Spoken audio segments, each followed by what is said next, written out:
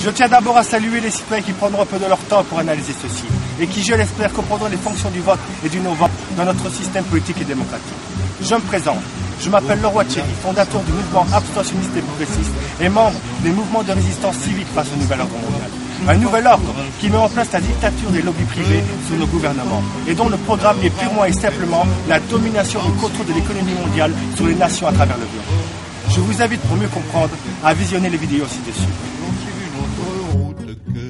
Non, les braves, j'en aime pas que l'on suive une autre route que... Notre mouvement, structuré en groupe de pression, milite pour la reconnaissance de l'abstention électorale ainsi que pour les votes sanctions, que représentent le vote blanc et le vote nul. Ils devront être comptabilisés dans le suffrage universel pour donner le véritable pourcentage des partis en place, ainsi qu'une chance de plus d'expression civique pour bon nombre de nos concitoyens en difficulté. En n'écoutant pas le clairon qui sort. Je sais que certains vont me dire que c'est stupide de s'abstenir, mais c'est encore plus ridicule de voter sans comprendre.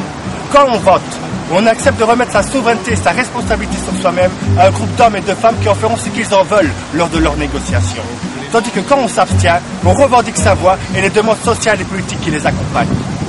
Oh, leur malchanceux, poursuivi par un cutéreux, chance la patte et... D'autres m'expliqueront que l'on s'est battu pour le droit de vote, et moi de leur répondre que c'est pour son égalité politique, civique et économique que l'on s'est battu. Il y a plus de 100 ans d'ici, des luttes sociales se sont engagées pour ces égalités.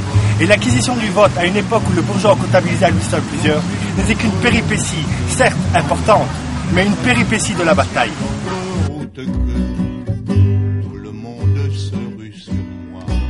Et aujourd'hui, ces luttes continuent. En réalité, elles n'ont jamais cessé.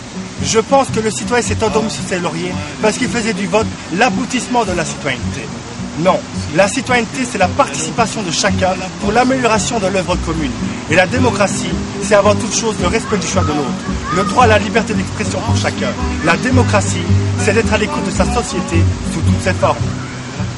Pas que l'on suive une autre route que... Non, les braves, j'en aime pas que l'on suive... Voilà, je vais vous laisser lire le code électoral qui vous expliquera que l'abstention n'a jamais été interdite en Belgique.